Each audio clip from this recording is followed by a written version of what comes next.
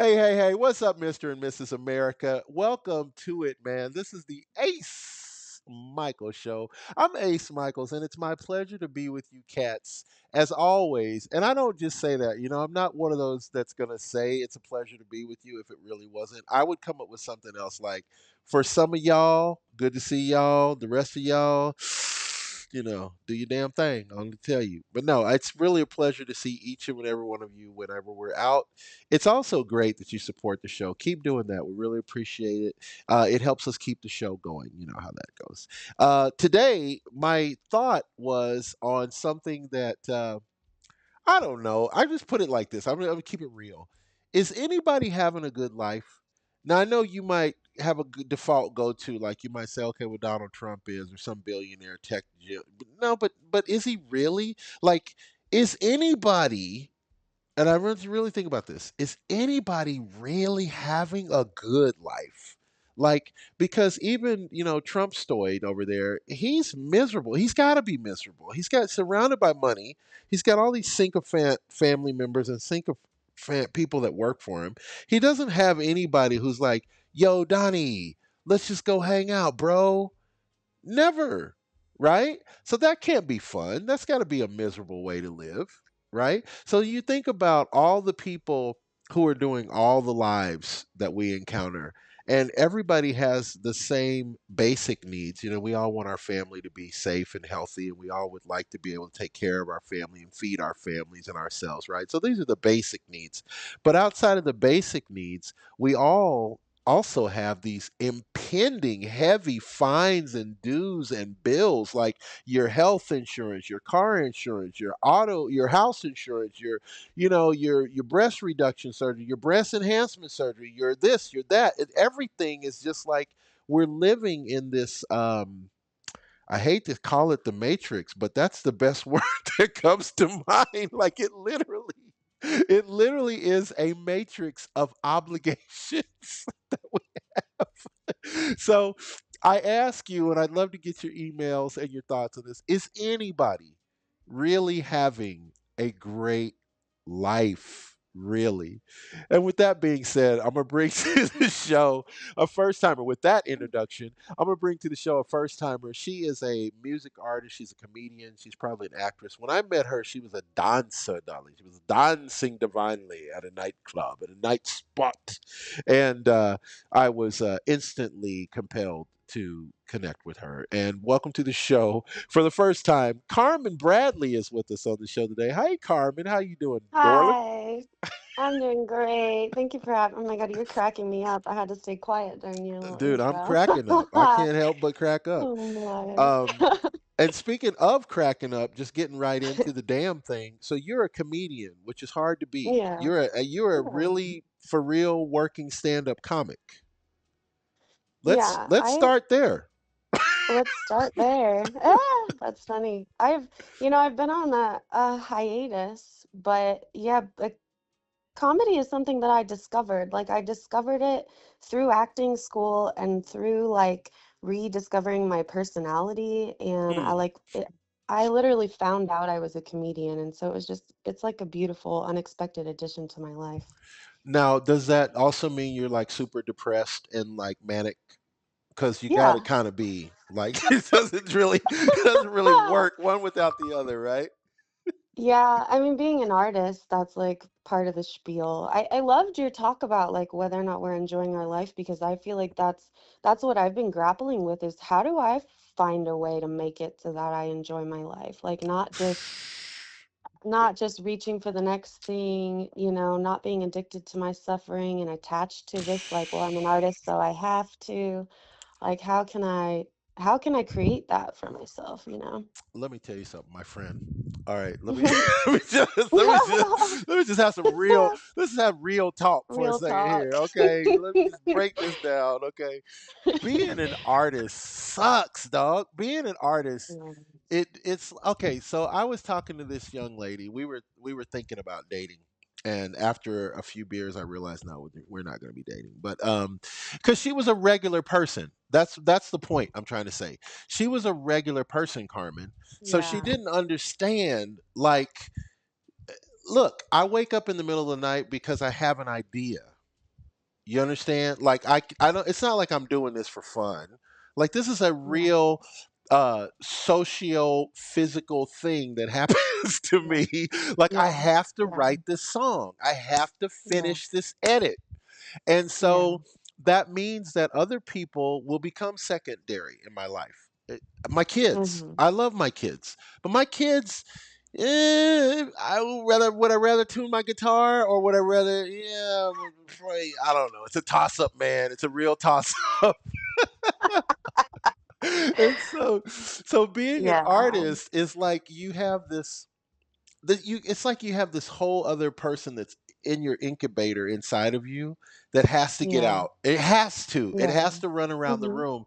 And then you Yeah. also, would you agree, you also have to bring them back in at the end of the night. Okay, there's enough art time. It's time to get back in the Yes. bottle, Genie, and I'll bring you Yeah. out another time. We got another gig next Yeah. Thursday. Yeah. Right? Yeah. No, I have a rule that I don't have a bedtime. As an artist, I've had to make sure that I don't start the day too early because I have to just let the night play out. There's no like definitive end time. It's usually between 1 and 4 in the morning. Right. But I just have to. I have to let it play out. And then I have to read a book and decompress. I don't even have a TV because I'm just living, eating, and breathing this lifestyle. Because like you said, Yeah. it's who you are. It's that's just how it is. And many people don't understand that. Mm. Like they look at your Yeah, life and they go, well, you get on stage, so you're living your dream. yeah, I, are you since you're a comedian, you may know Josh Johnson, or you may know of Josh yeah. Johnson. He's Okay, my favorite. he's my favorite. Listen, Yes, I love I him. listen to Josh Johnson every night. I love Josh Johnson. Cool. So Yay. one of his bits, he says, I was going through a rough time, and I love my career. He goes, but I wasn't seeing any real success. Like, and I don't mean I wasn't booking shows. This is in his voice. It doesn't mean I Yeah. wasn't booking shows. He goes, but you get to a point where money equates to success. And so Mm-hmm. when you're doing shows and you are gigging, but Mm-hmm. how many ham sandwiches can you actually eat? Like how much ramen? Like Yeah. you serious? This is the measure of my success, is how much ramen I'm Yeah. eating, right? And so that really hit me in my heart. I Yeah. was like, you know what? Yeah, this does kind of suck to be like you've written some Mm-hmm. songs or you've done some this, but that doesn't really equate to anything because you don't have hit records, and so you don't. Yeah. You're not going on tour. You're not opening for Bruno Mars. You're not even Mm-hmm. closing for Bruno Mars. You're nowhere near that status, but you're still Right. working, right? Yeah. What are your Yeah. thoughts on that? Well, I remember that you and I kind of talked about this like literally a year ago, where it was I just, know. It was, when you're going at it and there's you don't have a lot of people around you until you start to like become some type of a wave, and then everybody wants to ride that wave. And so I think it's like a lot of it is just an internal sort of thing where if you reach a point of burnout, you let yourself gather up and take a few deep breaths, and then you're going to get back out there anyway. And so it's like you have to keep reminding yourself like what your why is and try to tune out kind of like the noise and like learn who your circle is. I think there's just, I guess, like a lot of tricks I'm learning about how to kind of mm. maintain that endurance despite like those moments, and despite money not coming in or whatever. And see, now on that note, I'm about to interview your ass. That's a perfect. That's exactly. So, Carmen, what is your why? Why are you doing this? You said it's crazy insanity. Why are you doing it?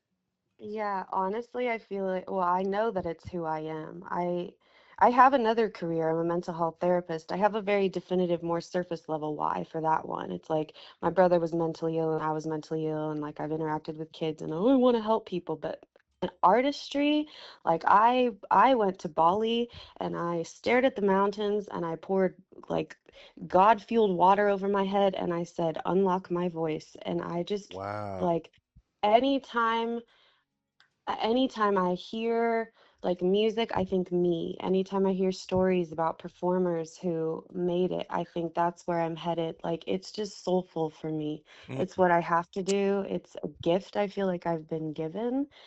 And Yeah, I guess that answers the question. It does now, but it opens other questions too because you can't just drop that mental health thing in the middle. That's like if you're asking me something, I'm like, well, after I killed up a bunch of folks, then I decided to, you're like, whoa, hold on, sorry, once again. Right. So tell us about Yeah. this mental health thing. That is a really really compelling. I want to know about this. Yeah, well, I guess it's like my other life, and I've it's an interesting thing because I started off as a teacher, and then when I left teaching, I started both my mental health career and my music career at the same time, and it's been this interesting yin and yang where like if one moves forward in one way, the other one does too, Hmm. and it's really interesting. And you know, anyway, I have a business. It's called Bradley Healing Collective, and I'm a trained hypnotherapist and a parts and memory therapist. So I'm Oh wow. really good at guiding people through their subconscious minds and navigating difficult emotions with the goal of like kind of what we were talking about earlier, like can we let this stuff go? Like, can we find peace? Can we find emotions that you want to feel? And so I'm always balancing like giving people space to share very difficult things while also like trying to empower them to, move forward. And again, like what we said in the beginning, just like how can you create a life that like works for you? And that's where artistry comes in for me because I quit being a therapist back when I was going to school at Dream Tracks for acting. And when I found out I was a comedian, I just quit for a while and said, like, I'm giving too much of myself away. I'm trying to pour from an empty well. I need to figure out who I am. And then I Hmm. did that, and then returned. And now I give to myself and I give to others. And like I said, it's like this yin and yang sort of thing. And so I feel like challenged to be a trailblazer in some sort of way because I'm telling people figure out who you are. I can't tell people that if I haven't figured it out for me. That is very true. And I like the way that you put that you use the word balanced, how you balance these things, because that's really what it is, isn't it? It's kind of a balancing act. Like you've got to make sure that the yin and the yang come together in a way. Mhm. And you know what's funny? Like people, I'm sure it would be nice to win a Grammy. I'm sure it would be nice to win an Oscar. But if people think that you're motivated by those things, that's the reason you became an actor. That's the reason. No, that's not the reason. There's no way that Yeah, you're going to work as hard as you need to work because you think yeah, at the end there's a payoff where they're going to give you a statue. That's not yeah, that's not what's happening. Um, yeah. so you got into mental health, and somehow mental health and music went together, which I'm not surprised because I've been a musician and I've been around musicians, and I can see where those two would definitely conjoin. But Yes. so you found that you could make these things work. But the interesting thing you said to me, everything you said was interesting, but this one particular thing you said was that you discovered that you were a comedian. You found that you were a comedian. So how did you Hmm. find that? Did you accidentally were on stage and you started telling some jokes and people were laughing? You're like, hey, they actually think these are funny jokes. Like, how did you discover that? I was in acting school and I had been doing a lot of yoga, and I was like it was almost like my personality was shut off. I was very good at existing in a room. Like I would go to the airport and do yoga in the corner and not care that other people like what they thought about it, but I was not myself. Huh. And so I was singing at Don't Tell Mama. I was subbing there and I didn't get a permanent shift, and it sent me into a week-long depression where I was like Oh, wow. like what's next. And so I just picked something. I was like, well, I've been wanting to go to acting school. I think that would help me with my stage presence. And so I did. And it unlocked like me, the goofy side of me, the combination of being like a quiet, observant person with the fact that that means that I'm good at like finding the punchline because I can listen to a bunch of people and then come in at the right time. And so it was about like similar to music, like finding an aspect of who I am by being in a space that gave me the freedom to do so and to explore myself. And then I felt compelled to like try stand up and yeah, like kind of immediately caught a wave with it. And just rolled with it, I guess. And so when you did stand up, I'm sure it was terrifying, right? Stand up would seem like it's going to be terrifying the first few times. But then you find uh, an even keel, if you will. You find a way that makes it work. What was your moment of finding yourself as a comedian where you're like, you know what? Okay, I got this. I can do this now on any stage. Bring it. Yeah, it's a good question. Like, I felt that pretty early on, I'm not gonna lie. I've always been like public speaker, like good at that. And even I had an interesting story, like when I was teaching and I was ready to leave, I was like manic as artists are, but driven by visions and telling the kids, like, I see myself like talking on stages. I know I'm going to be in movies. I don't know how to explain why, I just know it. And Huh. like 1 year later, like I had a movie on Amazon Prime. It's just like, I don't know, when you trust, when you trust where you're supposed to go, you get where you're going to go. But Huh. yeah, with stand-up comedy, it was like almost an immediate comfort and a lot of anxiety and a lot of anxiety about content, but that mostly came from like my own like perfectionist tendencies. Uh-huh. Um, but for the most part, like I'm more of a crowd work comedian than a content comedian. Uh-huh. And so if I have a good crowd, like I can just interact with the crowd and connect with the crowd. And I do a good job is not really the right way of putting it, because I don't even think it's really about that. I think it's about like being in the moment and like giving space for other people to feel things. Like I think that's what an artist does, is like gives people permission to feel things that maybe they wouldn't give themselves permission to feel.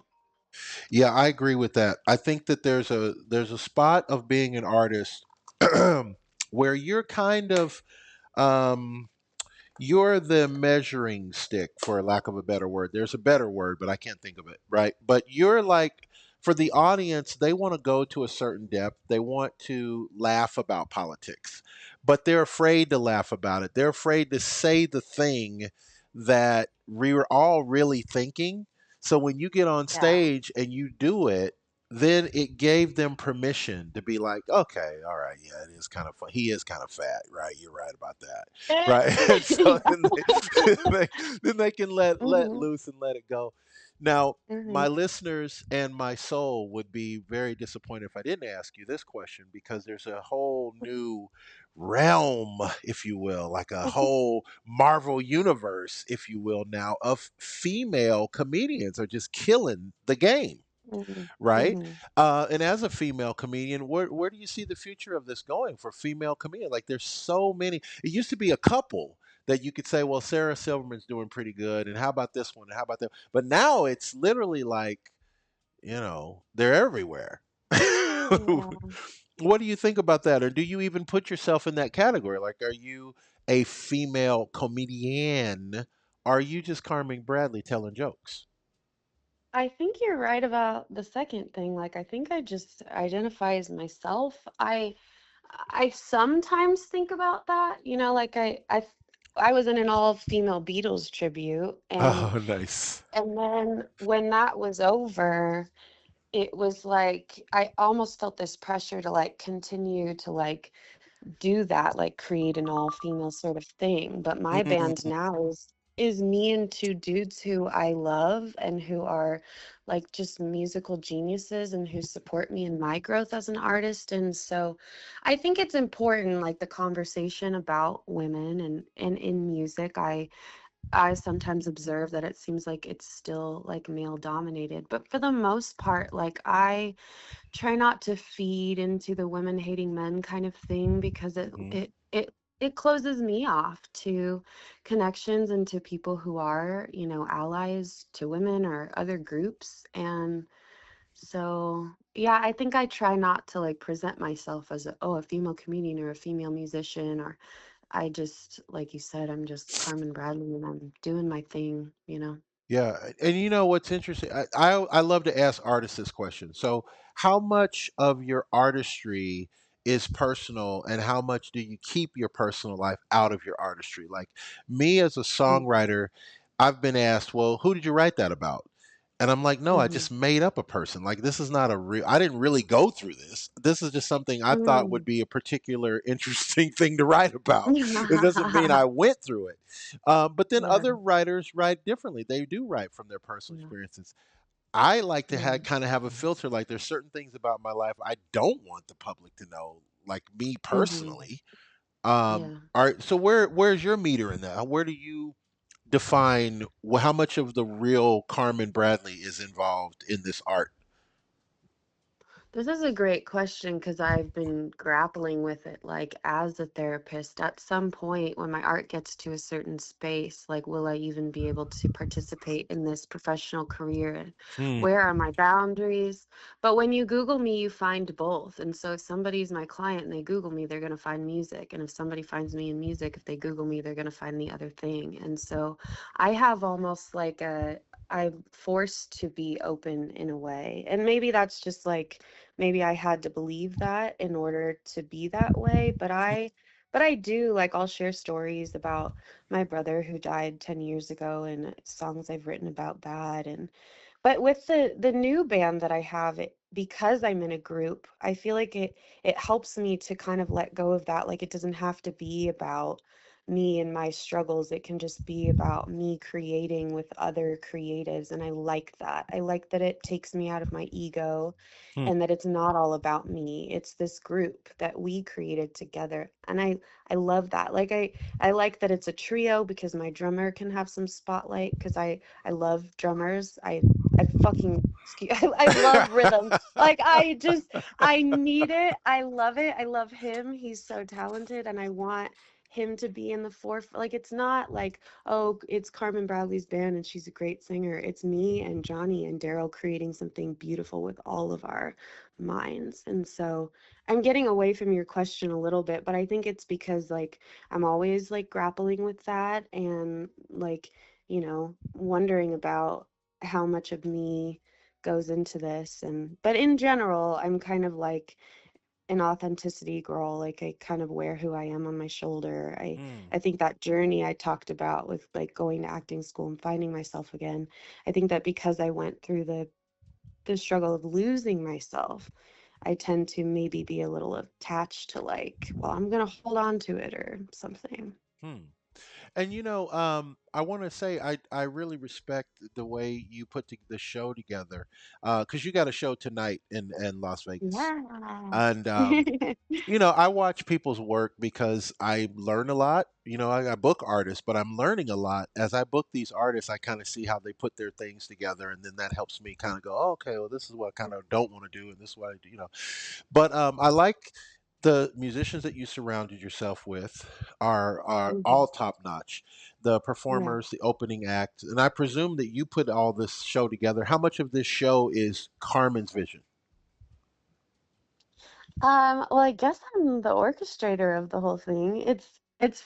It's funny because it's one of those moments where I'm kind of a little perhaps disassociated from the reality because it feels like a group effort and it totally is, but I orchestrated it. Right. And, like, my friend who's been with me through a lot of this, we met on a movie set and then he's done a lot of my photos and helped me with my website. And he's also just a fucking genius, like a mastermind. Wow. But he's introducing my Grass Touchers original band portion of the night, and in the draft he sent me, it's like, thanks, Carmen Bradley, for bringing this all together, and I was like, I did that. Right, right.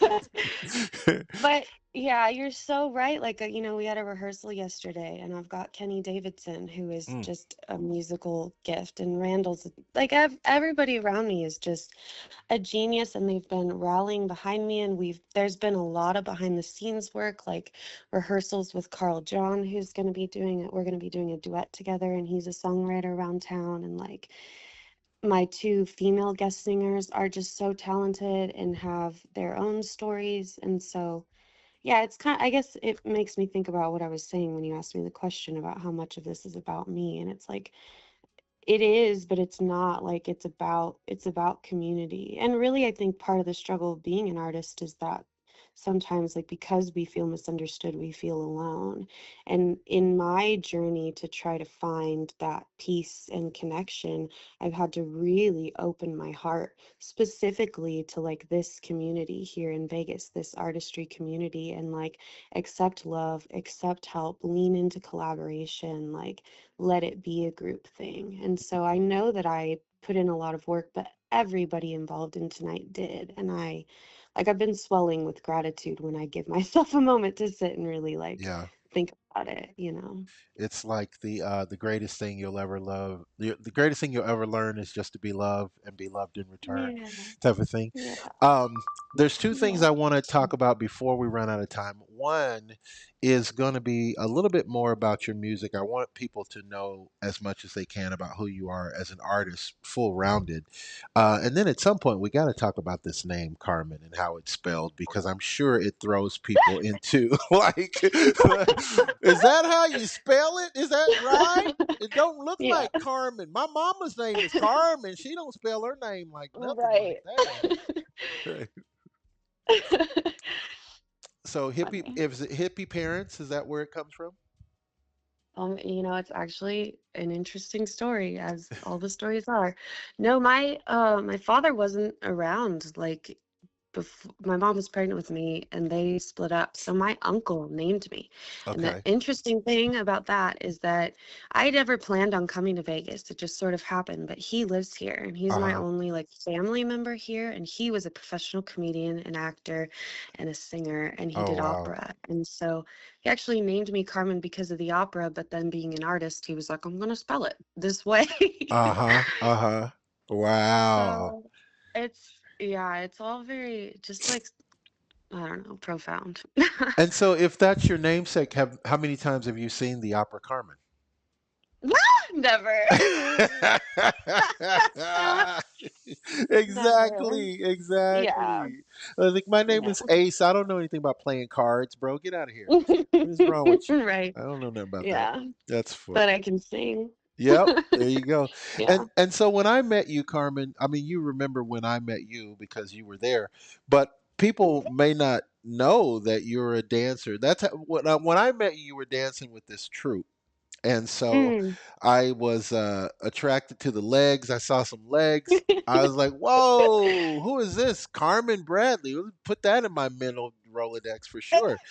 But so what about this variety of different things you do? Because am I wrong? Do you Mm. also paint like you're doing so many things? Yeah, I do a lot. And that's partially why, like, you see more music stuff from me lately because I decided to kind of focus on that. But interestingly enough, like as I'd made that choice, like things have come back to me, like my yoga practice. Like if you look, you see me doing handstands and stuff. It's like I think that all of the other things happen a little more like they're orbiting around the music, I Uh huh. guess. Uh huh. But I think I've freed myself up to an extent, and so I create. I don't paint really, but I do like draw Hmm. a little bit, but I don't like necessarily consider myself to be like a painter, but I am an artist, and I think I've always been somebody who's had I can be good at something if I decide that I want to be. And Mm, so I have a lot of like different talents. But for me, the challenge really is like kind of picking one thing because I'm also very energetic. So if I can pick one thing and really lean into it, then I'm like, how far can this go right. if I can really direct my attention, like laser rather than light bulb kind of energy. I really respect that because I've never been that type of person that could do a lot of different things. I'm more of a person. I tell you what, I can do production really well because it's all I do. Mm, Like I mm. focused on that and I got Yeah, that. But the rest of the yeah, things, I don't really know so much about so many things, but mm, I do know yeah, production. So about your music. Now, in your opinion, yeah. what's your best Mhm. song? Your go-to best song that you this is you 100%. If we only could hear one, what is the best song that you've ever written? Oh, that's a question. That's a question. Shit. I have one I haven't produced yet that's about my brother that doesn't have a lot of words. Mm, And it's just like raw emotion. And it's about like the moment that I found out. And I would say that that one might be pretty core Carmynn Bradley. Because in the Beatles thing, I was singing I Want You and was learning about,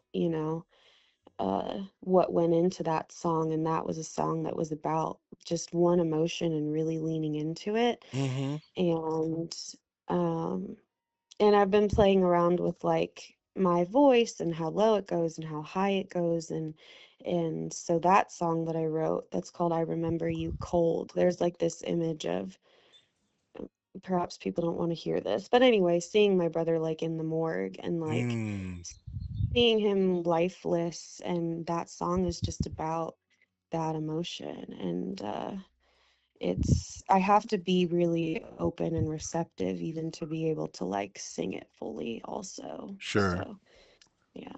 Completely understand. Do you have a go-to instrument? Like I love piano, but I don't play piano. So, but Mm-hmm. if I could, I would love to Mm-hmm. compose as much as I could on the piano. Do you have a go-to Mm-hmm. an instrument that you love to write on guitar? Yeah, the guitar is my go-to. I am dabbling around with the piano, and ironically, it feels almost like it will click more pretty, but the guitar clicked pretty quickly too. That was an interesting other moment that happened for me because I've been singing my whole life. Uh-huh. But back when I did a competition 3 years ago, it was only 3 years ago, which is crazy, but I was going to New York to do an acting, singing, modeling competition. Uh-huh. And I was like, you know what? Let me accompany myself. Let me find a guitar coach and sing these songs to the guitar. And Oh, now nice. I could not put it down after that. And I discovered the songwriting aspect of myself when I found my guitar. It was like everything just clicked. And so, yeah, I usually 99% of the time, if I'm writing a song, it actually starts with the guitar and then the melody follows. Interesting. And do you practice every day on the guitar? Do you practice 3 times a week? What's your regimen? I practice every day, except every once in a while I'll take like Saturday off. I have to give myself permission to like not do anything, but I find myself going to it anyway, Hmm. even on like a rest day. But I practice every day because it keeps me from getting rusty. And so how do you practice? Do you just play your songs or do you do scales and like learn new chord fingerings and everything? Like what is your practice regimen if you're because you are a professional musician. You're getting Yeah. paid to play Yes. music. So you're not Yeah. learning anymore, right? Well, I still am. Um, the thing that launched me, I would say, from because I was a professional singer for 5, 6 years now, but again, the guitar only happened 3 years ago. And so, in a way, when I was like learning the guitar, it had me holding myself back from even like going out to get paid to sing because I wasn't yet there with the guitar. And not that I needed it, but anyway, when the Beatles gig came around, it forced me to, in a 4 month period, learn Wow. all these new chords that I didn't know. Wow. And like it was crazy. I locked in so hard. I was hardly out. I was just working and then locking in on those chords and those songs so that I could get up there and do that thing. And so it's helped unlock other levels for me too. So it's hard to answer the the question about the practice regimen because it's kind of evolving depending on what I'm writing and what I'm preparing. I, But I was doing just a simple scale every day to practice like riffs and then, bar chord stuff, seven chords, just I don't know. I think that's interesting what you're saying because I had a kind of profound thought the other day about Prince. Not in that way, and not Prince Andrew either. But like Prince was saying, he learned to play 27 instruments, right? And Yeah. we always hear that and we go, well, that sounds kind of impossible. Like, how do you learn to play all those instruments? But if you think about it, and when Prince was a young artist in the 70s, we didn't have the internet. We didn't even people didn't have cell phones, so Mm-hmm. you could literally lock yourself in a studio and for Mm-hmm. 12 hours you could play drums, and by the end of that 12 hours you probably will know a little bit more than you knew last week, right? And if you Yeah. kept doing that, eventually you get the Yeah. drums down and you get the bass down, you get the guitar down, you get the piano Yeah. down. Mm-hmm. I mean, yeah, you could get to the Mm-hmm. point where you're very well versed at music if you can be focused. And that's part of the Yeah. problem is that we are all so unfocused. So my last Yeah. question for this interview is what did you think of the opening question that we have? Is anybody living a truly happy life? Because I think this interview encapsulate it will come to a pleasant close with your thoughts on that question. What is anybody happy? Um, gosh, can I give you like kind of a non-answer? Like, Sure, my I'll take a non. Sure. because my thought on that, I think about this a lot because of the other work that I do, is that like being happy all the time is not a box that I want to put myself in. But then in recent times, I've wondered if that was just something I was saying because I was attached to my suffering. And like maybe I could be happy all the time, or at least like fulfilled and peaceful, and maybe other like emotions that are maybe like deeper than happiness. Like, I don't know that anybody is happy all the time, but maybe there are people who are joyful, and maybe like my hypothesis on that would be that if you could find who you really are and live in that way and be connected and have community, I think that you could. But I think there's a lot that we maybe are challenged to like tune out. Because, you brought up like people probably think that like Trump is happy or that rich people are happy. And it's like Mhm. maybe also if we just tune out the wondering about other people we don't even know and how they experience life and like tune inward a little bit, I think that we could find that for ourselves. Whether or not people have, or whether or not I will, that's the question. And you know what? On that note, I can't close the show stronger than that. So, Carmen Bradley, how do we stalk you on the internet if we want to pleasantly become your fans and followers? What do we do now? Yes. Well, I welcome it. And as long as you spell my name right, you can Right. Google me and find everything. Carmynn. And on Instagram, it's Carmyn_Bradley. And on TikTok, it's Carmyn.Bradley. But my website is carmynbradley.com. And like I said, if you Google me, you can find like the therapy stuff that I do also. So it's all there for the taking. It's all there. And today it's Carmen Bradley on the Ace Michael show. And that Yay. is her real name. She's not trying to be fancy, she's not playing too Nope. much. That's her I name. ain't. And that's just the story. She's sticking to it. Thank you guys for listening today. Thank you, Carmen, for being on the show. You guys know what I say at the end of every show. By now, you got it ingrained. I still mean it. Live the life you love and love the life you live. Thank you. Thank